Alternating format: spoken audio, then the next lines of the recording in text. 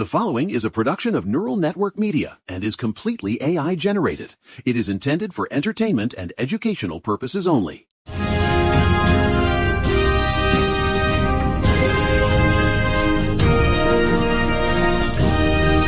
I mean, it's Saturday, January 31st, 2026, and I'm sitting here in the Catskills watching the frost creep across the barn window, and I'm staring at a government that has effectively decided to just stop. Just pull the plug. It's the ultimate Saturday morning tradition, John. Pour the coffee, listen to the sirens in Queens, and watch the federal government go into a coma because nobody wants to hold the bag. Honestly, it's like watching a landlord turn off the water because they're mad at one tenant in 4B. Well, it's exactly that. Yesterday, we were talking about Trump's $10 billion temper tantrum against the IRS and that absolute absurdity of trying to buy Greenland for a missile shield. But today the bill comes due. We have a busy show today. Some crucial updates on the shutdown, the Epstein document dump, and honestly, a public health crisis that makes me want to move into the goat pen permanently. All right, laugh.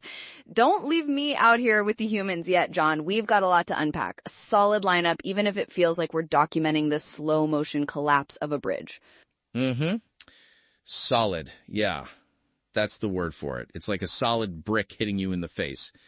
We're deep diving into the DHS funding fight, those 3 million pages of Epstein dobs that just dropped. And look, the resistance in the streets is reaching a fever pitch. It's a lot, but let's start with the big one. The lights are flickering, John. They're more than flickering, Mary. They're out. I gotta tell you, John, watching the Senate last night was like watching a bunch of plumbers trying to fix a burst pipe with Scotch tape while the House Republicans just walked off the job. We are officially in a partial government shutdown as of 12:01 a.m. this morning. Look, the Senate actually passed the thing. They passed a $1.2 trillion package, 71-29. Even Trump was on Truth Social saying a shutdown would be damaging, which, I mean, talk about a rare moment of lucidity from the sun god of Mar-a-Lago. But then Mike Johnson, he didn't call the House back. He refused to reconvene the chamber. The House is in recess until Monday. So because of a weekend scheduling conflict, we've got a midnight lapse. It's ridiculous. It's not a lapse, Mary. It's legislative constipation. They're literally holding the entire federal apparatus hostage because they can't decide how much lease to put on the Department of Homeland Security. According to The Guardian, this Senate deal funds 96% of the government through September. But DHS? They only gave them a 2-week leash.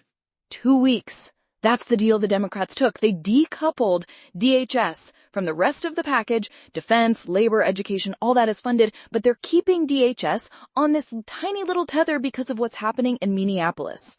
Right. Because of the Operation Metro Surge disaster. Exactly. Look, here's the deal. They finally found their spines. Remember how I said last week I was skeptical they'd hold the line? Well, they're holding it on ice. They want concessions. They want reforms after those fatal shootings of U.S. citizens by federal agents. But Mary, it's a 2-week CR. That's not a policy shift.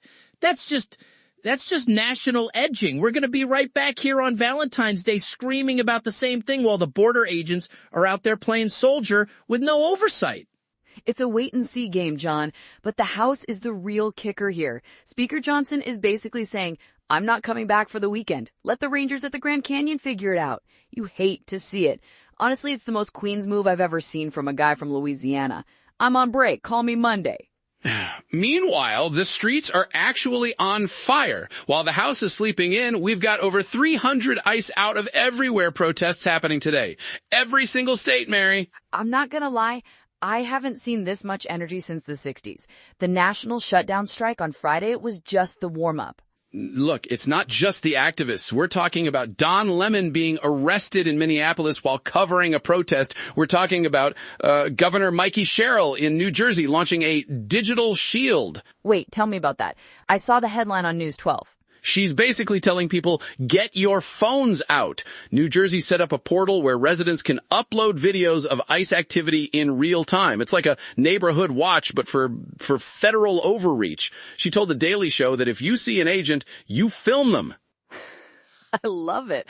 It's like a dash cam for democracy. Well, the Republicans are calling it undermining law enforcement, but when you have the Operation Metro Surge turning cities into occupied zones, I mean, I said this on the 26th, this is an occupation. Right, and it's hitting the legal system too.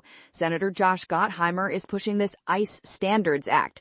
Body cameras, de-escalation training, no enforcement at schools or hospitals. But, Mary, it's already illegal to deport citizens. And Hakeem Jeffries is out there demanding a ban on deporting citizens as if that's a concession we have to win. That's like demanding a law that says you can't set fire to the moon. It's already the status quo. Oh, John, you're thinking like a man who reads the rule book. In this war on reality, they don't care what's already illegal. They're building a new militarized masculinity. That's what the scholars are calling it. They're comparing this administration to Francisco Franco. Let's talk about that, because this isn't just me being a reclusive hermit in the woods. The Washington Monthly and News from the States are both running these deep dives into the Francoist parallel. Is that the Nacional Catholicism stuff? Yes, Nacional Catolicismo. Franco didn't just rule by force, he merged the church, the state, and the schools into one big crushing weight. And look at what's happening here. You've got J.D. Vance and Adrian Vermeil over at Harvard Law pushing this post-liberal order. Ugh, the integralists.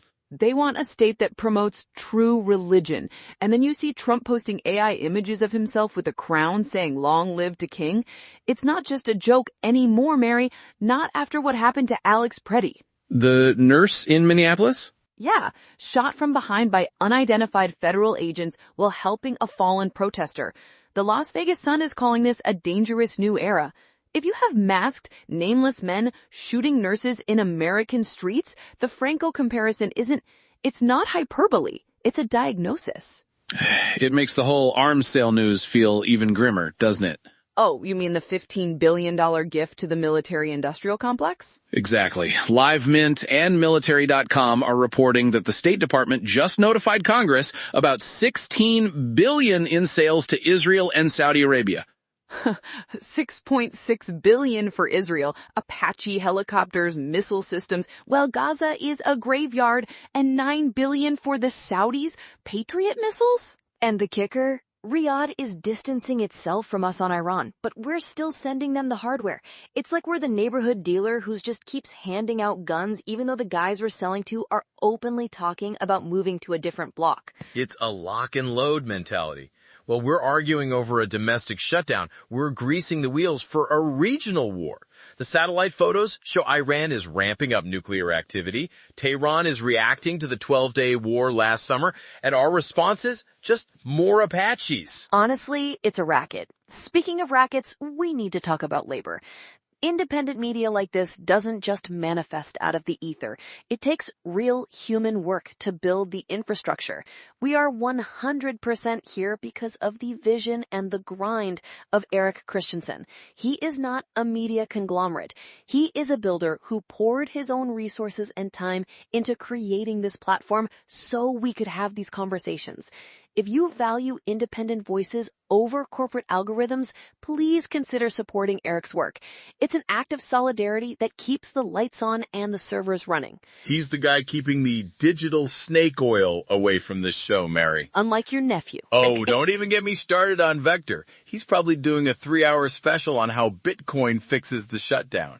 It's decentralized, Aunt Mary. No, it's imaginary money for people who think they're too smart to pay taxes. Well, look, speaking of people who think they're too smart, have you seen the Epstein files? 3 million pages, John. I'm not going to lie. I only got through the summaries before I wanted to take a Silkwood shower. The Global News and Mississippi Free Press are all over this. The DOJ released these under the Transparency Act, and it's a $1 billion document dump of human misery. The steam Steve Tisch stuff is what's blowing up my feed. The Giants owner, 440 mentions, Mary. There's an email from 2013 where he asks Epstein about a woman he met at Epstein's house. He asks, and I'm quoting here, if she's a, quote, pro or civilian. Oh, that's the language. That's how they see people. And Epstein's response? He's describing women by their physical attributes like they're livestock. He says he doesn't like records of these conversations. Well, guess what, Jeffy? The record is here. But here's the thing that gets me. Where are the charges? That's the war on reality again, John. We get the files. We get the outrage. We get the 3 million pages of redacted black ink. But the billionaire class, they just settle like Amazon. Oh, did you see the Project Drop settlement? $3.5 billion.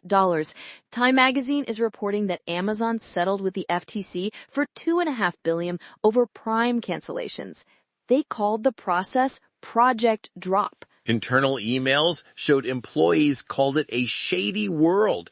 They compared trying to cancel Prime to Homer's Iliad because it was so long and complex. They literally used dark patterns to trap people. It's a tax on deception. That's all these fines are to them. They made more than $3 billion while the scam was running. It's like a guy stealing a car, getting caught, and the judge tells him to pay for the gas he used. Exactly. It's a national edging session where nobody gets to finish. You think you're clicking cancel, but you're actually signing up for a 2-year extension on a sub-basement in Seattle. You hate to see it. But hey, we got a win in the courts yesterday. A real one. Judge Colleen Collar-Cotelli? Yeah, she struck down that executive order requiring documentary proof of citizenship for mail-in registration. The Brennan Center said that would have disenfranchised 21 million people. Look, 9% of the voting age population doesn't have a passport or a birth certificate handy. If you're a low-income student or a married woman who changed her name, this was a blatant attempt to just gunk up the plumbing of democracy. It's the MAGA Act, the Make Elections Great Again Act. They're trying to codify it in the House right now. It's all part of the same strategy. Restrict the vote, militarize the streets, and ignore the public health crisis. And the measles, Mary, God, this is the part that honestly makes me want to scream into a bucket. 588 cases in 1 month? In January alone, we are about to lose our measles-free status that we've had since 2000. South Carolina has an epicenter with 850 cases in Spartanburg. And what's the federal response? The CDC is stopping the requirement for states to report childhood vaccination levels? It's the apartment building metaphor again. We're sitting in an apartment building, the unit next door is on fire, and the landlord is saying, we're going to stop monitoring smoke detectors because it violates the privacy of the flames. RFK Jr.'s fingerprints are all over this HHS abridged vaccine recommendation. It's a free-for-all. Florida's even passing bills for vaccine mandate exemptions. We're going to have polio in the water by July at this rate.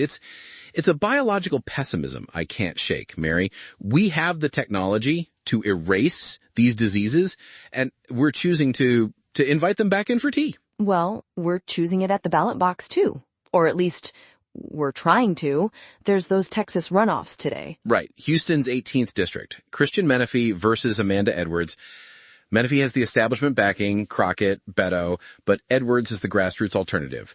Whoever wins, the majority in the House drops to just 4 seats. 4. That's a margin of error of one Mike Johnson sneeze.